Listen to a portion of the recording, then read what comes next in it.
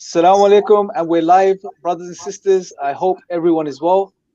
Today we have we're doing the third part of our Prophet Sallallahu Alaihi Wasallam series, and today we have Shaykh Mustafa Khattab joining us all the way from Canada. Assalamu alaikum, Shaykh. Walaikum assalam. Jazakallah khair for having me. Jazakallah khair for coming. And today's presentation of yours is going to take a slightly different turn, where we're going to be looking at the Prophet Sallallahu Alaihi Wasallam's life, in particular from the perspective of as a role model and a guide for us in the 21st century. So the first two episodes, the first one we covered, proofs of prophethood. The second one we looked at war, peace, and the role of prophethood by Shaykh Fahd Taslim. And today, inshallah, you're going to wrap things up for us and by highlighting to us how the Prophet ﷺ is the best role model for any human being to have, inshallah. So without further ado, Shaykh Mustafa, I'm going to hand over to you. Please do your presentation, and then we'll pick up the Q&A at the end, inshallah. Inshallah. Okay. Bismillah walhamdulillah wa salatu wa salamu ala rasulillah.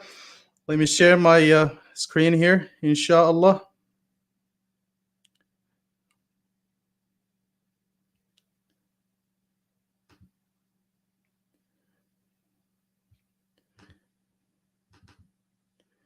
Here we go. So I have prepared this presentation to go over the life of the Prophet ﷺ as a role model, and most importantly, as a human being. My colleagues, Asifuddin, Jazallah Khairan, and Fahd Taslim, in the last couple of weeks, they spoke about the Prophet ﷺ as a prophet, and today, inshallah, I'm going to talk about him as a human being and how we as Muslims and humanity at large can connect with him on a personal level. So I'm going to begin with this quote from this book, The 100, a ranking of the most influential persons in history, by Michael Hart. So he wrote in his book, so basically this book is a list of the 100 most influential people in human history according to Michael Hart, and he basically chose Muhammad sallallahu alaihi wasallam, peace be upon him, as number one in the list. So the Prophet ﷺ tops the list in his book. He said, my choice of Muhammad to lead the list of the world's most influential persons may surprise some readers and may be questioned by others, but he was the only human in history who was supremely successful on both the religious and secular levels. So last time and the time before, Asifuddin and Fahd spoke about the Prophet ﷺ as a religious leader. Today, inshallah, I'm going to talk about him as a human leader from a personal perspective, as a human being. We know that as Muslims, the Prophet ﷺ, his every single detail of his life is covered from the minute he was born till he died. His life on earth, 63 years, is covered in minute details. The Sahaba, the companions of the Prophet ﷺ, gave us details about his life. What he said when he woke up. What did he say before he went to bed? How he purified himself in the washroom. How many gray hairs that he had in his beard and in his head. Every single detail. If you look, for example, at the life of Jesus, for example, in the Bible, details about his life. You cannot find details about his life in the first 27 years of his life. Not a single paragraph on his life. But the life of Muhammad ﷺ is covered in every detail. They even know the name of his staff, the name of his camel, the name of his horse, the name of his shield, every single thing. SubhanAllah, in every detail, thousands of biographies have been written about the Prophet ﷺ by Ibn Ishaq and Ibn Hisham. Thousands of biographies have been written on his life. And of course, the first details of his life come in the form of the Quran, the revelation that touched on some insights from his life. And of course, the seerah, the biographies of the Prophet ﷺ and his ahadith, and so on and so forth. We are told clearly in the Quran, قُلْ إِنَّمَا أَنَا بَشَرٌ مِثْلُكُمْ يُوحَى إِلَيْهِ, that Prophet Muhammad ﷺ was no more than a human being, but the only difference between you and I and him was that he received revelations from Allah subhanahu wa ta'ala. This is the only difference. But he was a human being in every in every term of the word. So the Prophet ﷺ was a human being who received revelations from Allah subhanahu wa ta'ala. And the reason why this is stated very clearly in the Quran is because his opponents, the people of Mecca, the pagans of Arabia at the time, they requested, among other things, that they wanted an angel prophet. They said, we cannot accept a human being like us to lead us.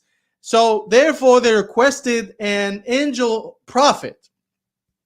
And they are told that if we sent an angel, and this comes in chapter 6, Surah An'am of the Quran, that if we sent an angel, you would not be able, you're not equipped to see this angel. So we have to send him, this angel, in the form of a human being, and eventually you will be more confused. And also, the opponents of the Prophet ﷺ, if Allah were to send a prophet as an angel or an angelic prophet, they would have argued, this prophet who is an angel is fasting for 30 days in Ramadan, who prays 5 times a day, who is going for Hajj. He's doing this because he's an angel. But we are human beings who are miskeen, we're powerless, we cannot do all the things that he does. And therefore Allah subhanahu wa ta'ala sent a human being like them who was able to do all of these things, these different acts of worship, fasting, praying, going for Hajj and pilgrimage and all these things. Now they cannot argue that he's an angel and we need an average person like us to do all these things so we can copy his example. So now they have no excuse. If you look at the example of the Prophet ﷺ as a human being, again, in the rest of my presentation, I'll be talking about the Prophet ﷺ as a human being and how you and I can connect with him on a personal level. So the Prophet ﷺ had a positive attitude towards life. And from a very young age, I used to go to Al-Azhar in the morning in Egypt, walk 1 hour one way, come 1 hour the other way. And in the evening, after I had done some work in the farm, I would sit and reflect. And I would see from a young age that there were bees and flies, among other things, in the farm. And they would fly up high and they see everything from the top, like zzz, when they fly. And eventually I realized from a very young age that bees eventually landed on flowers and flies would land on junk. So human beings are the same way. Some people are very positive and they have a positive attitude on life. And some people, they are just negative. They keep whining and complaining. So the Prophet ﷺ had this positive attitude on life. He was always positive, even in the most difficult times.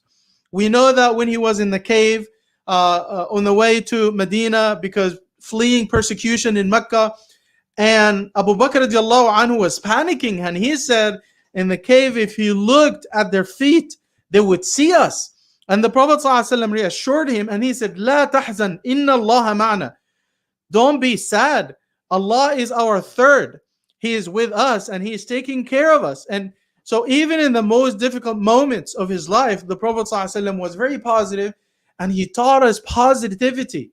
And this is something that amazing that we can learn as Muslims. And subhanAllah, this reminds me of a story that I always share with people, that there was this old man. He was picked up from the road in a critical condition, and basically he was rushed to the intensive care unit, and he opened his eyes in the intensive care unit and he saw all the doctors and the nurses panicking and freaking out because they didn't know anything about this patient. They didn't know his name, his family doctor, his blood type, his medical history. So they were panicking and freaking out. So he lifted his oxygen mask to reassure them and he said, be positive, be positive. He said it like 15, 17 times, and eventually he died. And the doctors and the nurses, they loved him because of his positive attitude. And subhanAllah, only after his funeral, janazah, they realized that he was not trying to tell them to be positive. He was just trying to tell them his blood type. Be positive.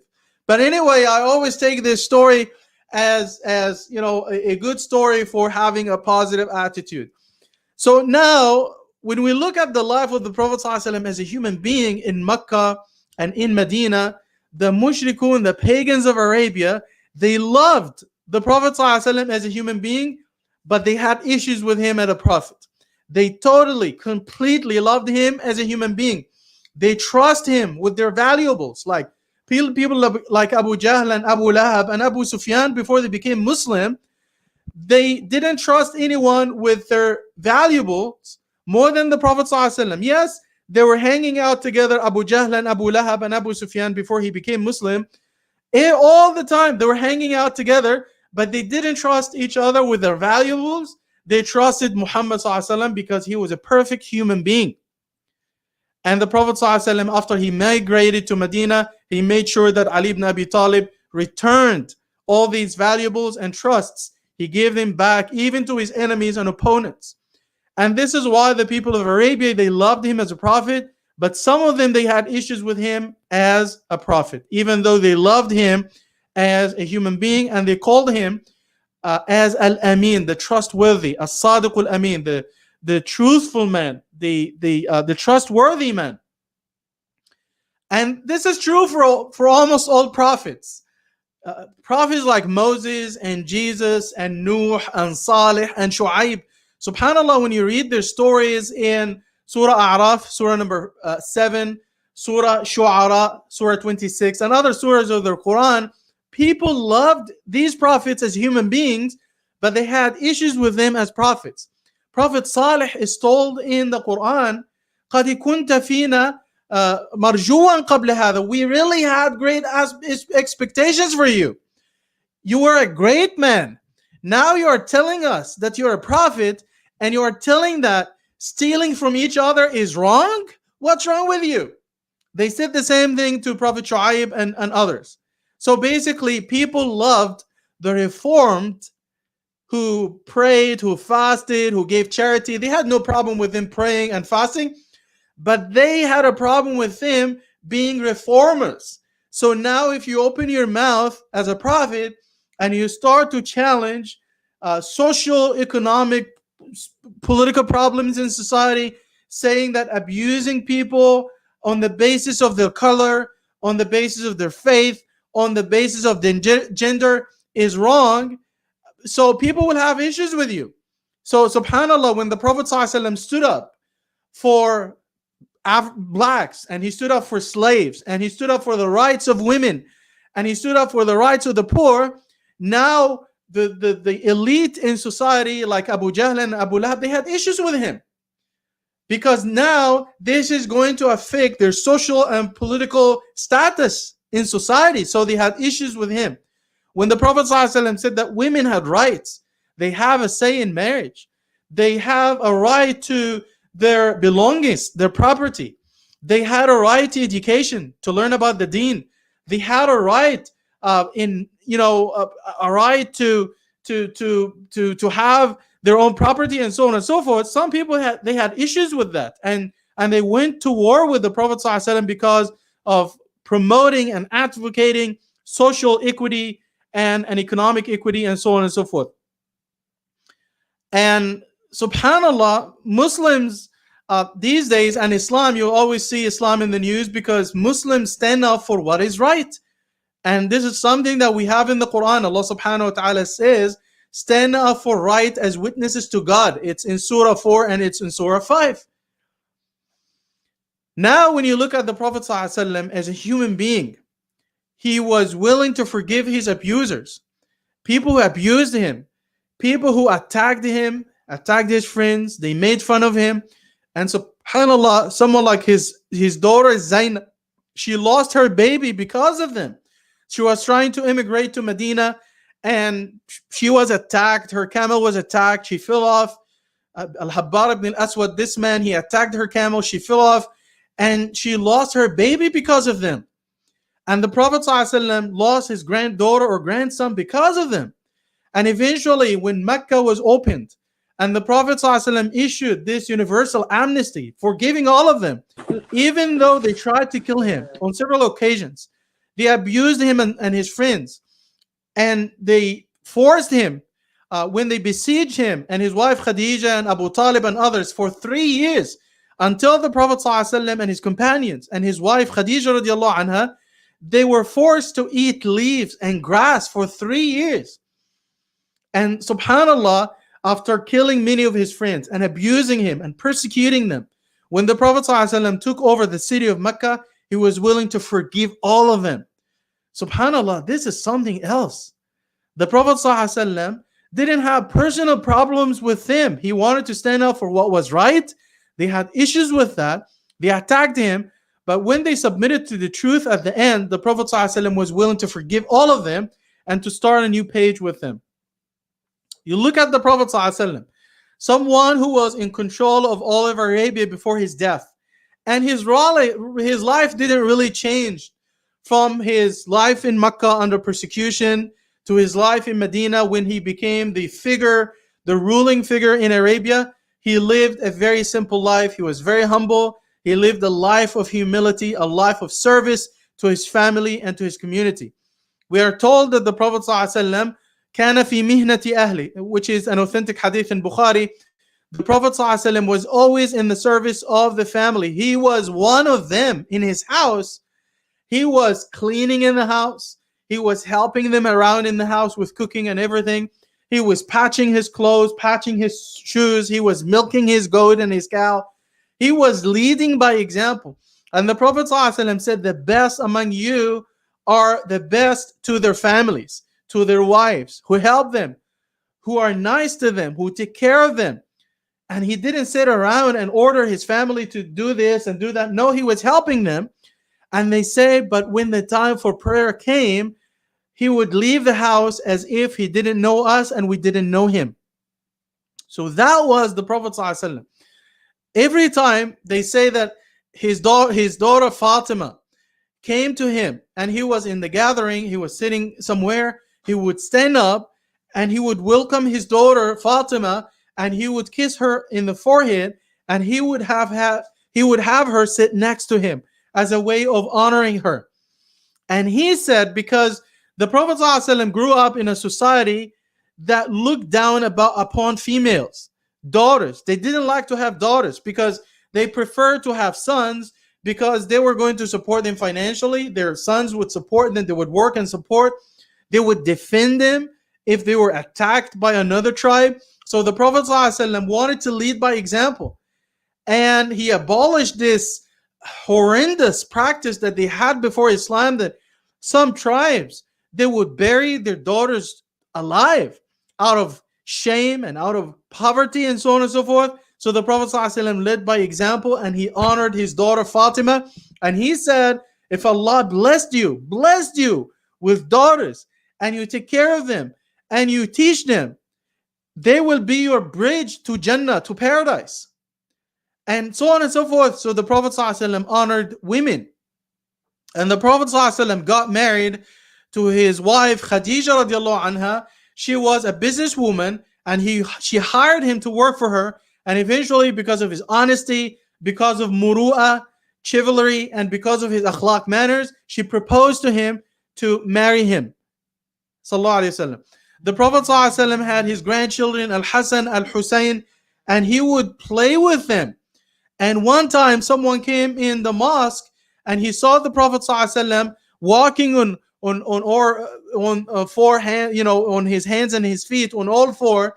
And he said, Ya Rasulullah, ni'mal al-rahilatu anta ya Rasulullah. What an amazing horse are you, Ya Rasulullah, for your grandchildren. And the Prophet ﷺ said, no, ni'mal fursanuhum. How amazing knights are they, horsemen are they. He's talking about his grandchildren. The Prophet ﷺ would be giving a speech, and this is in Bukhari. And the Prophet ﷺ was in the middle of the speech, the sermon on Friday, and he saw his grandchildren coming from the back of the masjid, very young, like 2-3 years old, and they were stumbling because they had this dress. And the Prophet ﷺ would pause the khutbah, he would pause his talk, and he would walk all the way to the back, and he would carry his own grandchildren, and bring them to the front. We're told that the Prophet ﷺ would carry his granddaughter Umama in salah. He would carry her.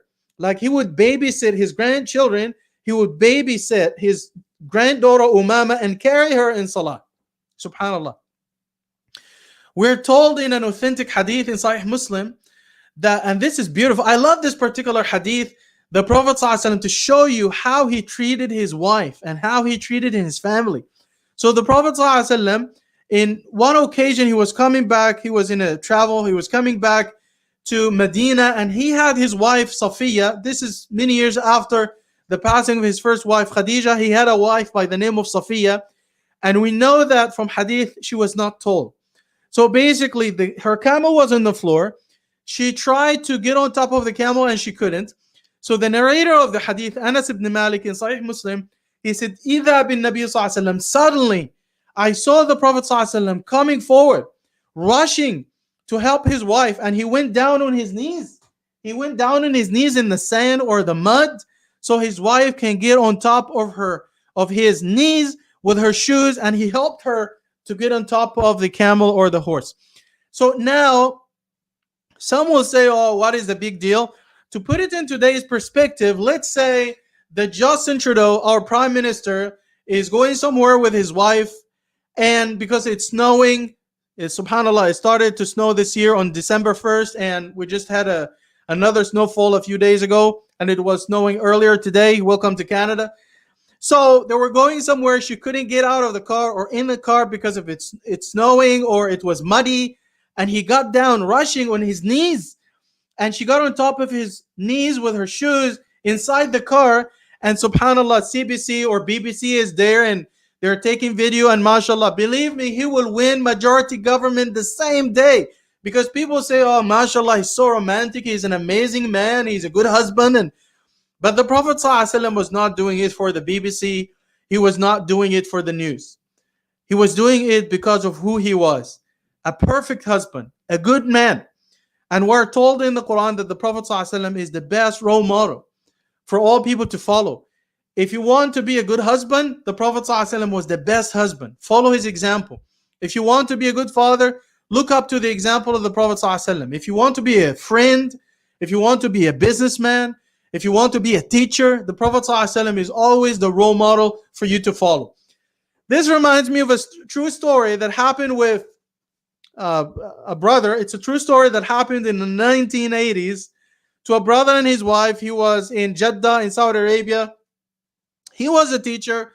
She was a nurse. So every morning he would drive his wife to the hospital at 8 o'clock without failure. Every day he would pull over in front of the hospital. He would get out of the car and he would go to the back and he would open the door for his wife. Tfaddali. And mashallah, the nurses and the doctors, they started to talk about this, mashallah, amazing Egyptian man. He's so romantic. He's so nice with his wife. He would pull over, get out of the car, go to the back and open the door for his wife. Man, this is fantastic. And after a month, the Saudi manager told the Egyptian husband, and he said, "Dude, we need to go and we need to talk, man. Let's go to the office. We need to talk. Like, aapke saath koi mushkil hai." So they went to the office, and the manager said to the Egyptian husband, "Dude, you make us look bad." And the Egyptian husband said, "Why?" And he said, "Because every morning you pull over, you get out of the car, you go to the back and open the door for your wife. And we don't do this around here. You make us look bad." And the husband said, "SubhanAllah, dude, you don't understand. The lock is broken.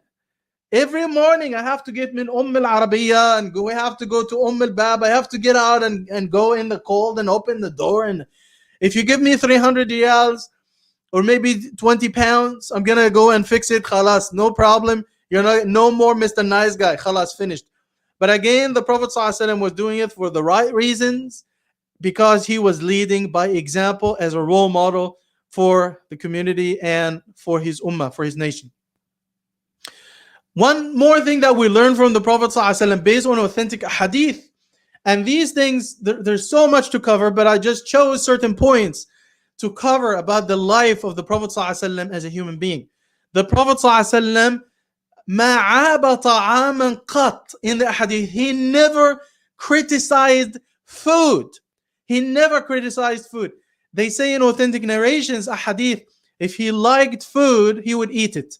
So let's say if you give him a certain food, if he was hungry, if he liked the food, he would eat it.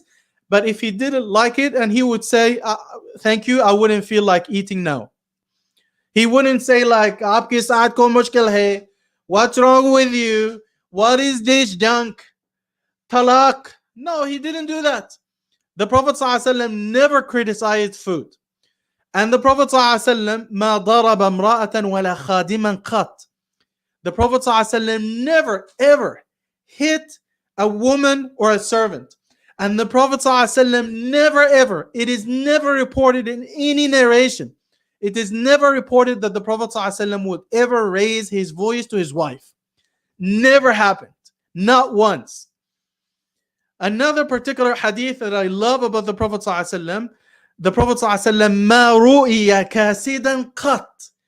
This beautiful hadith really touched me, that the Prophet ﷺ was never ever seen idle, not doing anything.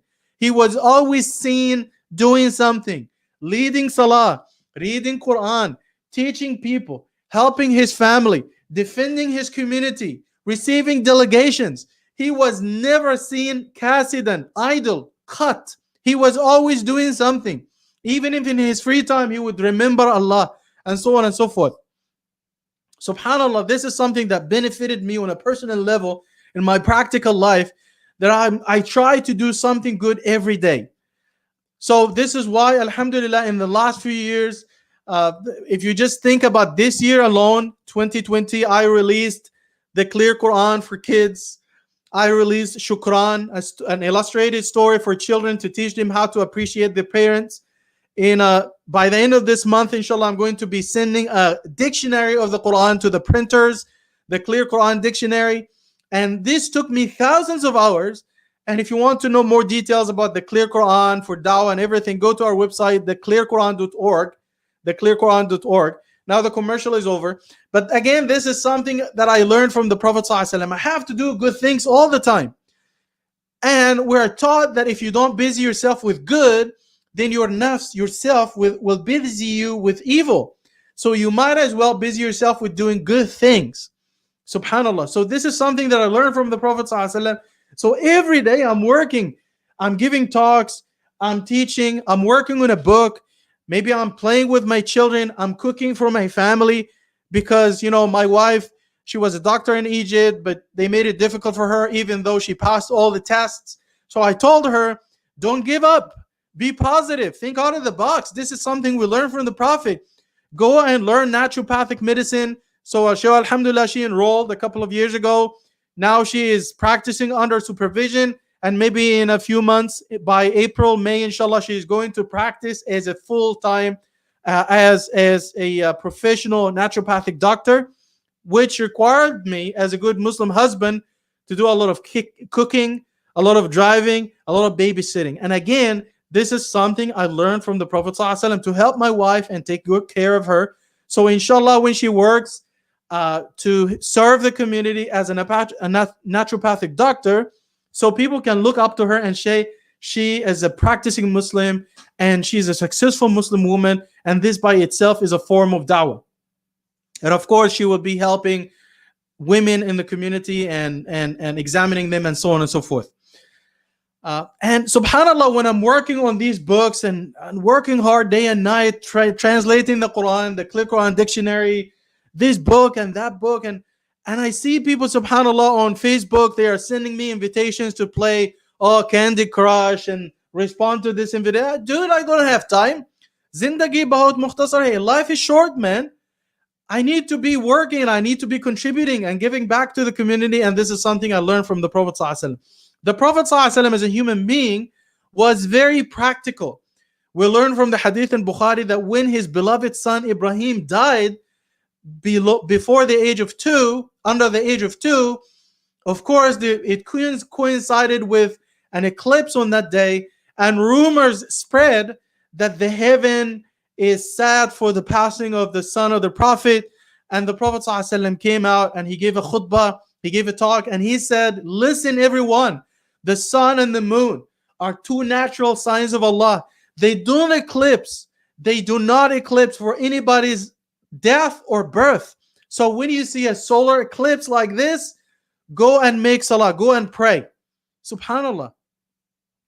We learned that the Prophet ﷺ said, there are hadith about him. The Prophet ﷺ, we know for a fact that the Prophet ﷺ had 7 children and he lost 6 of them in his lifetime.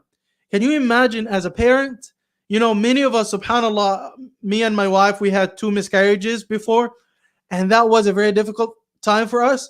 But now imagine you are a parent and you have children in your hand, and subhanallah, something happened to them, they died, and you would go and bury them. So as a parent, this would be devastating for you and the family. So the Prophet ﷺ had to do this 6 times in his life. 6 out of his 7 children died in his lifetime, and on top of that, put his wife Khadija, put his uncle Abu Talib, put his wife Zainab bint Khuzaymah, and the pagans were trying to kill him, and so on and so forth. Still, we're told in authentic hadith, the companions of the Prophet ﷺ, مَا رَأَيْنَا أَحَدًا أَكْثَرَ تَبَسُّمًا مِّن رَسُولِ اللَّهِ. We never saw anyone who smiled more than the Prophet ﷺ. SubhanAllah, this is amazing, man. We never saw anyone who smiled more than the Prophet ﷺ, despite of all these challenges and all these difficulties. You look at, subhanAllah, you can write volumes on the treatment of the Prophet ﷺ to his companions. Each one of them, you can write volumes on how he treated Abu Bakr, how he treated Umar, how he treated Uthman, how he treated Ali radiallahu anhu, how he treated Bilal, how he treated his wife Khadija. You can write volumes. And subhanAllah, one of them is Jabir. This is one of my favorite stories of the Prophet ﷺ in the books of Sirah. It shows you the Prophet ﷺ, how amazing he was as a friend. So he was traveling with Jabir ibn Abdullah. He was going back to Medina, and that was after the passing of the father of Jabir.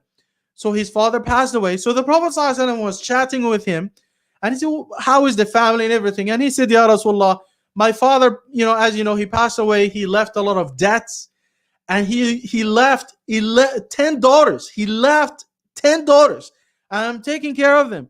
So the Prophet ﷺ said, Khair, inshallah. So while they were traveling, the Prophet ﷺ would be at the back of the caravan, not in the front, because he wanted to make sure that everyone was doing well at the back. So basically, he came across Jabir, and Jabir, his camel, was very tired, very exhausted. And he said, Ya Rasulullah, what is happening? The Prophet ﷺ said, Jabir, what is happening? And he said, my camel is very exhausted, it's worn out. So the Prophet ﷺ blessed the camel and made dua, prayed for the camel. So in a few minutes, the camel was rushing to the front, and people were struggling to catch up with him. So the Prophet ﷺ smiled, and he said, Ya Jabir, this hadith is in Bukhari and Muslim. It's an authentic narration. He said, Ya Jabir, bi'ni hadha, I would love to buy this camel from you. So Jabir said, Ya Rasulullah, huwa lak, it's a gift to you. So the Prophet ﷺ said, no, I'm going to pay you. When we reach Medina, I'm going to pay you. Okay. So when they arrived in Medina, Jabir came to the mosque to deliver the camel to the Prophet ﷺ. So the Prophet ﷺ told his assistant Bilal, he told him, pay him double. So the camel was worth 5 golden coins. So the Prophet ﷺ paid him 9 or 10. That is twice the value. And when Jabir was about to leave the mosque, the Prophet ﷺ said, Jabir, by the way, take the camel. It's a gift from me to you. SubhanAllah. So it turned out that the Prophet ﷺ wanted to help Jabir with his financial difficulty without scratching his dignity. Look at this. SubhanAllah, this is amazing.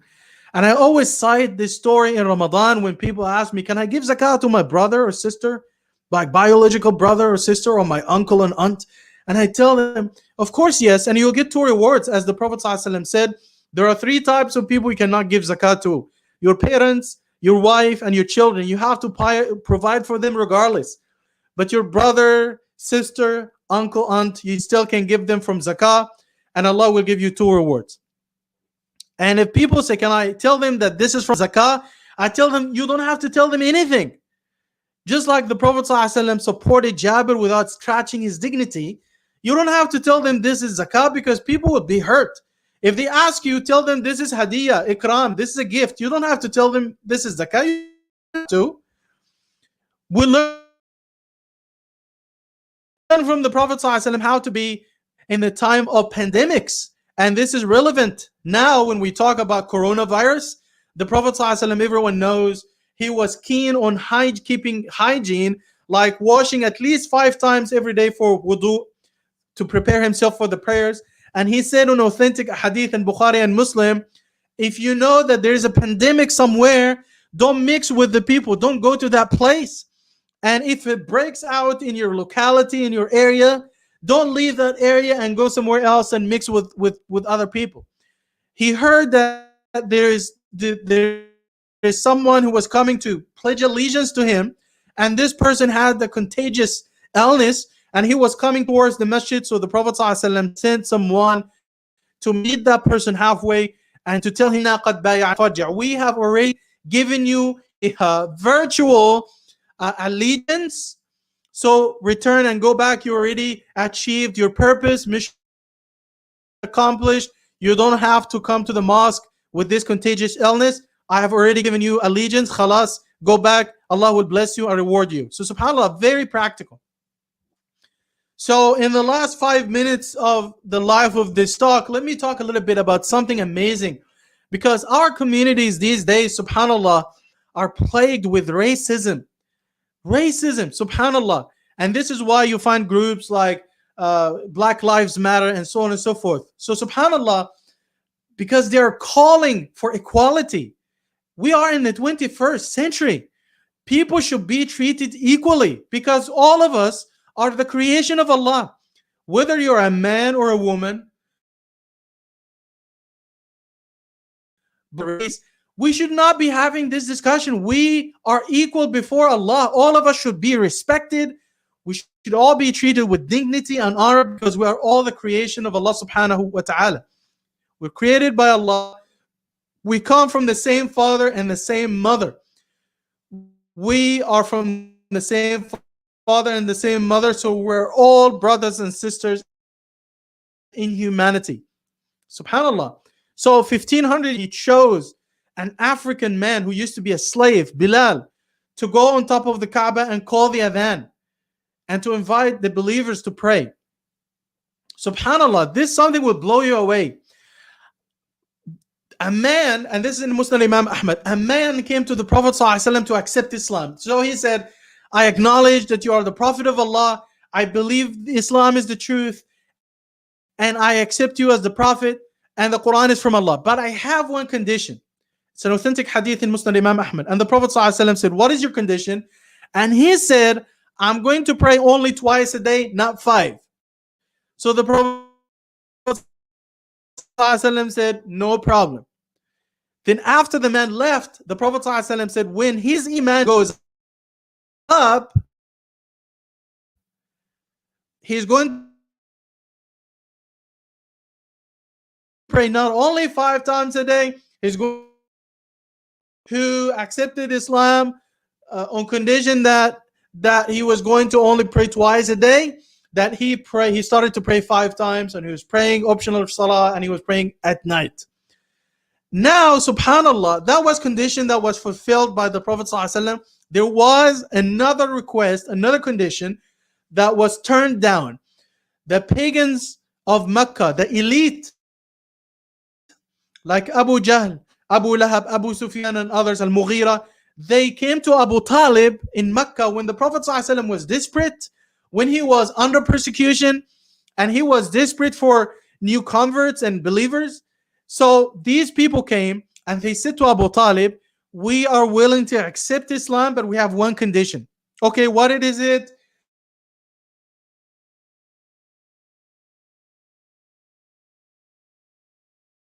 What is it? And Abu Talib was very excited, and he was, if Muhammad is willing to kick out people like Bilal, this slave, this black man, if he is willing to kick him out, if he's willing to kick out Ammar ibn Yasir, these poor and slaves and these people, the lowly people in society, if he's willing to kick them out so they shouldn't sit with us, we would be willing to accept Islam.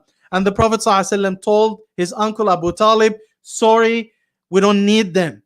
We don't need racists. If they want to accept Islam, alhamdulillah, but if they want to be racist, if they want me to kick out the believers, the Africans, the blacks, the slaves, if they want me to kick them out, sorry, we don't need them.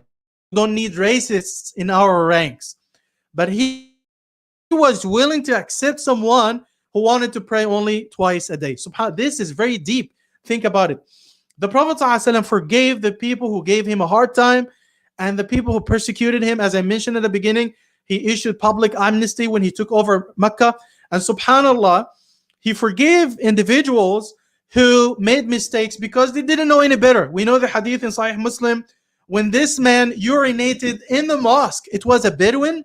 He urinated in the mosque. And when the Sahaba, they wanted to jump over this man who urinated in the mosque, and the Prophet ﷺ called out and he said, La tazrimuhu, let him finish. And after the man finished, the Prophet ﷺ told someone to bring a bucket of water and pour it on the urine. And he called the man and he said, Brother, this mosque is for prayer, is for namaz, for salah. It is not for urination. And he was very nice to him. And the man was so moved. He was so touched by the Prophet ﷺ. In another narration, this man, he was moved and he said, Ya Allah, bless me and give me Jannah and Muhammad, but don't give Jannah to any one of these people right here. So the Prophet ﷺ smiled and he said, لَقَدْ ضَيَقْتَ وَاسِعًا. You're trying to limit the mercy of Allah. All of us are going to Jannah, inshallah. There's also the story of Abu Mahdura, 20 seconds. This story is in Sahih Muslim, in An-Nasa'i, in Musnad Imam Ahmad. This is an amazing hadith. Subhanallah, Abu Mahzura, he has another name, Aus ibn Rabi'a. He was not Muslim. He was a youth at the age of 15 or 16. He was observing the Muslim camp and he made fun of Adhan. And the Prophet ﷺ called out to Abu Mahdura, non-Muslim, with his non-Muslim friends, youth, who were making fun of Adhan. And the Prophet ﷺ called him out and he said, one of you has an amazing voice. And it turned out that Abu Mahdura, Aus ibn Rabi'a, had this amazing voice, and the Prophet ﷺ wiped over the head of Abu Mahdura, a youth, 16 years old, and he said, Ya Allah, guide him to Islam and bless him. And he wiped over the head of Abu Mahdura. He took off his turban and he wiped over his head, and on the spot, Abu Mahdura accepted Islam. And the Prophet ﷺ said, Idhab fa'anta mu'adhdhinu al-haram. Now go, you are the official mu'adhin of the haram. And he said, Ya Rasulullah, there is one small problem. I know how to make fun of the adhan, but I don't know how to make professional adhan. And the Prophet ﷺ told him adhan, and he taught him iqama, the Hanafi way. When you guys, our Hanafi brothers from India, Pakistan, and Turkey, Afghanistan, they call the iqama everything twice. We learn it from Sahih Muslim, from this hadith by Abu Mahdura. And this man, Abu Mahdura, he said, I loved the Prophet ﷺ because I made a mistake. I was making fun of adhan, but the Prophet ﷺ is the best teacher. He called me and he was very nice to me. He made dua for me, and this is why I was moved and I accepted Islam. And subhanallah, Abu Mahdura said, listen to this. He said, I loved the Prophet ﷺ so much. Wallahi, I will never shave the hair that has been touched and wiped over by the hand of the Prophet ﷺ. So they say that his hair grew all the way to his knees, and he used to wrap it around his turban out of love for the Prophet ﷺ. Again, there's so much that we can say about the Prophet ﷺ as a human being, as a role model, so you and I can connect with him on a personal level. But our time is up. I'm going to open the floor, inshallah, for questions and answers. I'm going to conclude with this line of poetry about the Prophet ﷺ. So many poems have been written on him, the Burda and others. But this line of poetry, I love it. I love it so much. So this line of poetry sums up the life of the Prophet ﷺ as a role model, as a human being. It says, وَعَدُّنَا النَّبِيَّ مِنْ جِنْسِ الْبَشَرِ كَعَدِّنَا الْيَاقُوتَ مِنْ جِنْسِ الْحَجَرِ.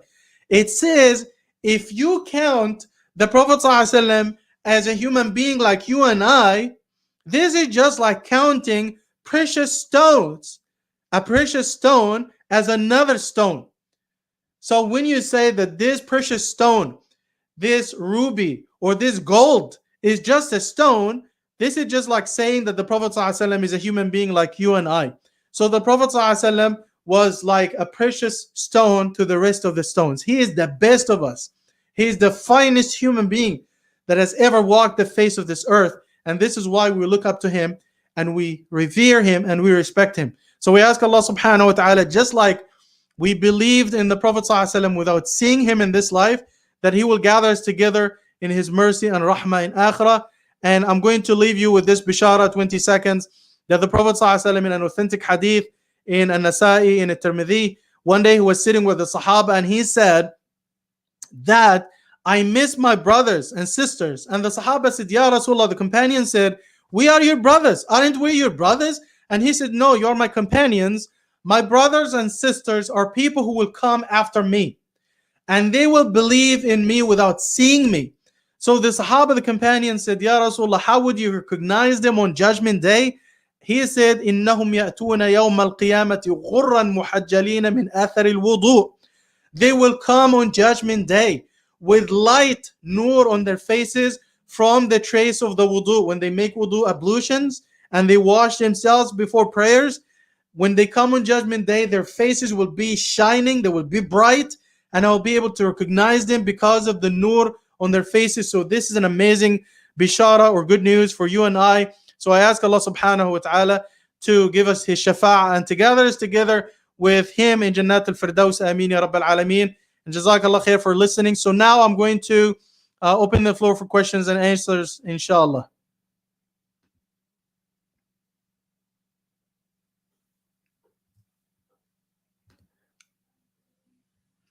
Any questions?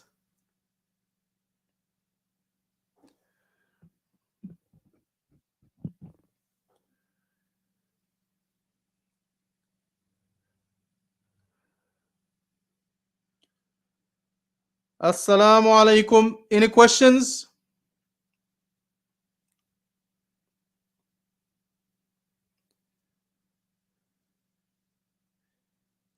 So I hope, inshallah, if there are questions, that I'm going to receive them, inshallah ta'ala.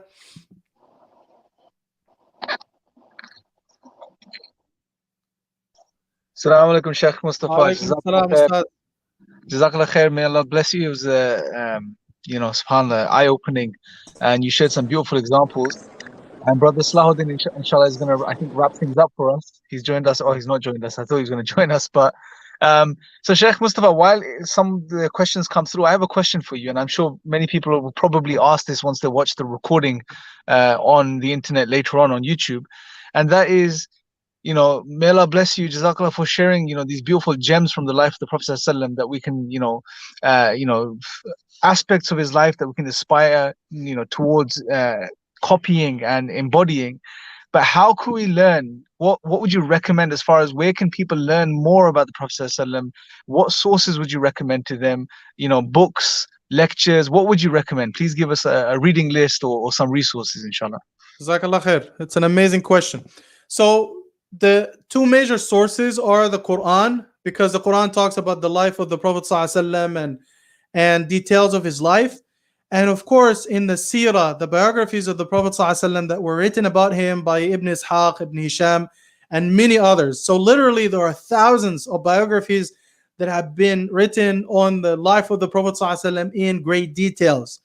Of course, collections of hadith serve also as resources on the life of the Prophet ﷺ, Bukhari and Muslim, Tirmidhi, Nasa'i, Abi Dawood, Ibn Hibban, At-Tabari, and many others. So basically, you cannot love someone without knowing about them. In Arabic, as a matter of fact, we say that al-insan aduwwu ma yajhal. The human being is the enemy of the unknown. So how can you love the Prophet ﷺ, and how can you follow his example and embody his sunnah without knowing about him? So basically, we need to learn about the Prophet ﷺ from these reliable resources so you can love him and to follow his example. I'm going to conclude, inshallah, the answer with this point, that some people would say there's so much to learn about Islam. There is Islamic history, there is philosophy, there is calligraphy, there is so much to learn about Islam. The ulama say there is one fard knowledge that you as a Muslim, regardless of your level of education, whether you don't know how to read or write, or whether you have a PhD from Oxford, there is a fard, an obligatory knowledge that you should have. And this knowledge is related to the three questions we get in the grave. Who is your Lord? Who is your prophet? What's your faith? Every single one of us will receive these three questions. So the knowledge, the fard knowledge, the obligatory knowledge that you and I should have in this world is related to these three questions. And namely, Who is your Lord? So you need to learn about your Lord, Allah subhanahu wa ta'ala, his beautiful names and attributes, and how to worship and serve him. Number two, who is your prophet? You need to learn about the Prophet ﷺ, his manners, his acts of worship, his akhlaq, and so on and so forth, his life, and how he led by example, and manners, and so on and so forth. Number three, what's your faith? And this is basically summed up in the knowledge of halal and haram, what is permissible and what is forbidden in Islam. So basically, it's part of your faith to learn about Allah subhanahu wa ta'ala, to learn about the Prophet and following his example and his manners. And I hope this answers, inshallah. Jazakallah khair. Also, Sheikh, one last thing I wanted to ask you before we wrap up, inshallah, is say there are some non-Muslims that have been following this series and watched the past couple of videos, including your stream now, and say they want to now, find out a bit more about the Prophet ﷺ. You've given us some amazing resources for Muslims to go and study, but anything very basic that you recommend for non-Muslims, just starting out, to get a grip on who the Prophet was and to learn about his life? Jazakallah khair. So for non-Muslims, as I said, there is a lot of misinformation in the news and so on and so forth.